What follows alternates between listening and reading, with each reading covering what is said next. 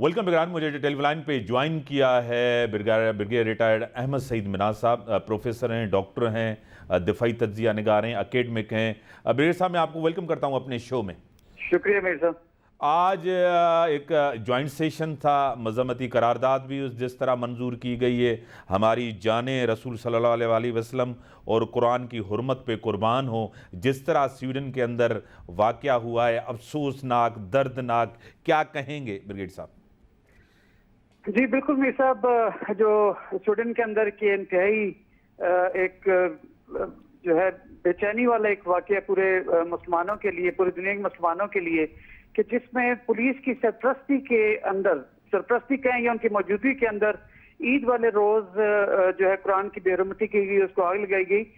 मैं समझता हूँ इंतहाई मायूब था। और ये जो वेस्ट की एक ओपन जो ज़ाहिर राय की एक पॉलिसी है, मेरे ख्याल है उसके मुंह पे शदीद किस्म का तमाचा है। इसकी जो सारी दुनिया के अंदर इसकी मजम्मत की गई है। बिलखुसूस पाकिस्तान में आज सरकारी लेवल के ऊपर गवर्नमेंट ने और अपनी नेशनल असेंबली के अंदर एक करारदाद भी मंजूर की है कि जिसमें इंतहाई सख्त मजम्मत की गई है। और आइंदा आने वाले दिनों के अंदर इसको सेक्रेटरी जनरल यूनाइटेड नेशंस के सामने भी उठाया जाएगा, ताकि एक बताया जाए पूरी दुनिया को कि कैसे मुसलमान जो है वो अपने कुरान पाक से और अपने हज़रत पाक सल्लल्लाहु अलैहि वसल्लम से वो अपनी अटैचमेंट रखते हैं, और उनकी किसी किस्म की भी उनकी बेहुरमती जो है वो काबिल कबूल नहीं है। तो पाकिस्तान जो एक लीडिंग दुनिया का मुसलमान मुल्क है, उसकी तरफ से इसकी रिजेंटमेंट करना, इसकी मजम्मत करना मेरे ख्याल में एक बड़ा स्ट्रॉन्ग मैसेज देगा पूरी दुनिया के लोगों को, कि जहाँ पे वो दोबारा जुर्रत ना कर सकें, ये ऐसे कोई हरकत ना कर सकें जिसमें हमारे नबी पाक के मुतालिक या हमारे कुरान के मुतालिक जो है किसी किस्म की भी कोई जो बेरुमती वाली बात की जा सके। तो आज का दिन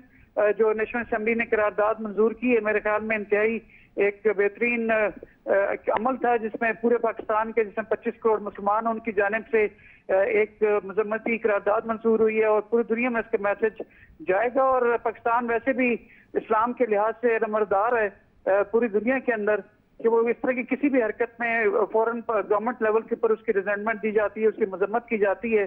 तो आज की जो करारदाद है, मेरे ख्याल में इस सिलसिले की एक इंतहाई अहम कड़ी थी और बड़ा स्ट्रॉन्ग मैसेज दुनिया को गया होगा इसका।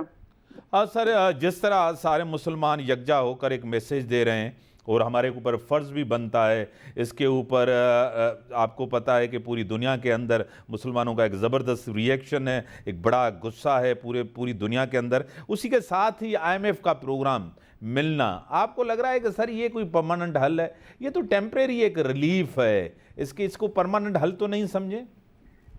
जी बिल्कुल ऐसी है।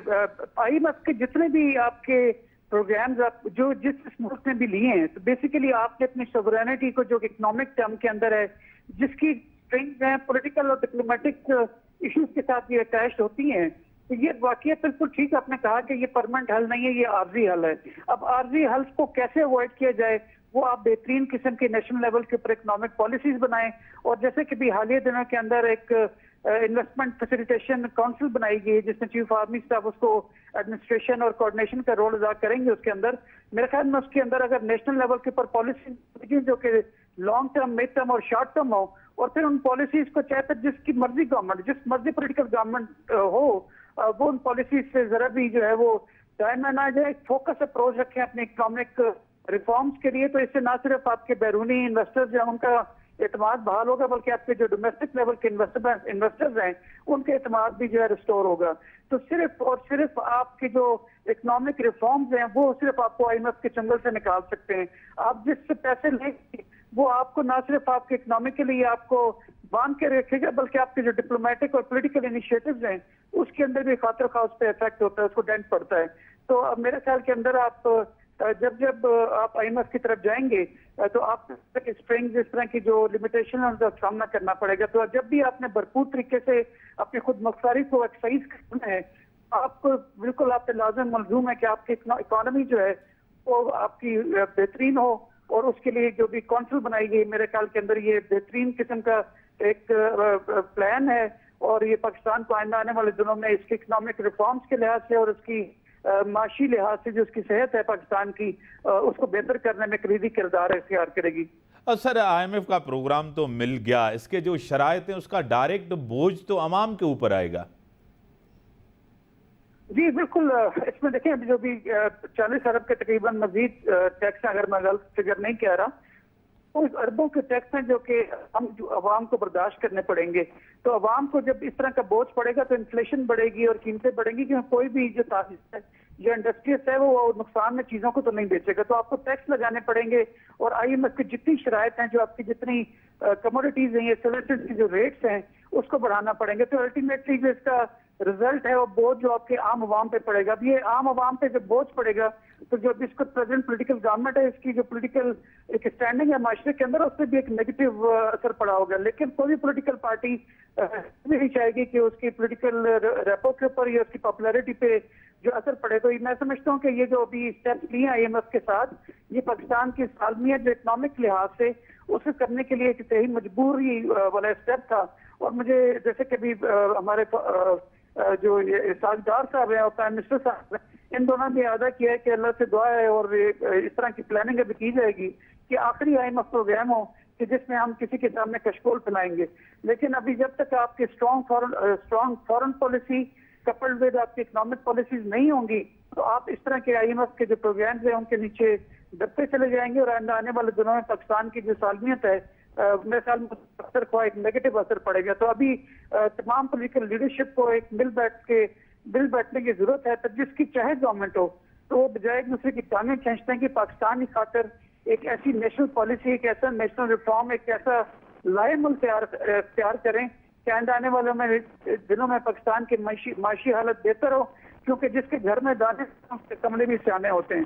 تو یہ پنجابی میں کہا جاتا ہے. تو لہٰذا ہمیں جب تک ہم لوگ اپنی انڈسٹری کو بہتر نہیں کریں گے، ایک کنسسٹنٹ اور ایک ریفارم کی پالیسی جس کی کنسسٹنسی کو آرمی کا کور ہو، جس میں کہ کسی قسم کے کوئی قدم نہ ہو اور کوئی پولیٹیکل پارٹی دوسرے کی جو پیر نہ کھینچے ہیں، ان کے نیچے سے کمبل نہ کھینچے، تو میرے خیال میں ایک وہ دن دور نہیں ہے کہ ہم انشاءاللہ تعالی اپنے پاؤں پہ جلد کھڑے ہوں گے اور دنیا میں جو پاکستان کی ایک ریپو ہے اس کو دوبارہ سے اچیو کر پائیں گے. برگر صاحب، معیشت مضبوط ہوگی تو آپ کا دفاع بھی مضبوط ہوگا. معیشت میں ہمارا پورا دفاع ہے، کیا کہیں گے؟ جی بالکل ایسی ہے. آپ کے جو ڈیفنس بجٹ ہے، ڈیفنس بجٹ کے اوپر آپ کی کٹوتی کرنے کے لیے IMF کا جو ہے دباؤ ہے. کیونکہ آپ کی یہ دباؤ جو ہے آپ وہ اس مد میں لیتے ہیں کہ آپ نان پروڈکٹیو قسم کی آپ کی جو چیزیں ہیں اس کے اندر سے آپ اپنے ایکسپینڈیچر کو کم کریں یا ان کو ختم کریں. اب جب بھی آپ ایکسپینڈیچر ڈیفنس کے جس میں کہ آپ کے چاروں طرف سے دشمن آپ کے موجود ہیں، تو اگر آپ ڈیفنس کے بجٹ کم کرتے ہیں IMF کے پریشر میں آ کے، تو آپ کی ڈیفنس یا آپ کی جو دفاع کی صلاحیتیں ہیں اس پہ خاطر خواہ اثر پڑتا ہے. لیکن الحمدللہ میں بڑے فخر سے کہہ سکتا ہوں کہ پاکستان کی افواج جو ہیں، چاہے وہ نیوی ہو، ایئر فورس ہو یا بحری فوج ہو، ہم موٹیویشن سے لڑتے ہیں، ہم مورائل سے لڑتے ہیں. وہ کہتے ہیں کہ مین behind the gun not the گن جو ڈیفنس جو کرتی ہے. تو جو بیہائنڈ دا گن ہے، جو ہمارے سولجرز ہیں، جو آفیسرز ہیں، وہ موٹیویشن کے ساتھ وہ کم کھا لیں گے، دفاع سے غافل نہیں ہوں گے. آپ کارگل کا دیکھیں، اس کے بعد کے آنے والے دیکھیں، وار اینڈ ٹیرر کے اندر دیکھیں کون سے ایسی دنیا میں ملک ہے جس نے وار اینڈ ٹیرر کو بغیر قتل عام کے اس کو فتح نہ کیا ہوتا. تو یہ پاکستان کی افواج ہیں کہ جو وہاں پہ علاقے کے اندر اپنی شاختیں قبول کم سے کم ڈیمیج یا کولیٹرل ڈیمیج کو انشور کیے ہوئے، اس کو انشور کرتے ہوئے آپ کے جو ہے وہ علاقے کو انہوں نے کلیئر کیا اور اب دہشت گردی کا کلا کما کر دی ہے. تو ہم موٹیویشن لڑتے ہیں، ہم جو ہیں اپنے جو ٹریننگ ہے اس سے لڑتے ہیں. تو میں اس میں کوئی دو رائے نہیں. آپ نے صحیح فرمایا کہ جتنے آپ کی معاشی حالت کے حساب سے IMF کے پروگرام میں جائیں گے تو اس قسم کی لمیٹیشنز ہیں وہ آپ کو مجبوراً کرنا پڑتی ہیں. لیکن الحمدللہ آپ کو ہم بے فکر رہے کہ پاکستان آرم فورسز جو ہیں وہ تیار ہیں کسی قسم کی بھی اسے کرنے کے لیے. ہم اپنا پیٹ کاٹ لیں گے لیکن دفاع کے اوپر کوئی جو ہے آنچ نہیں آنے دیں گے. بڑی مہربانی برگر صاحب، آپ نے ٹائم دینا، بریک جو ٹائم تھا بریک ہم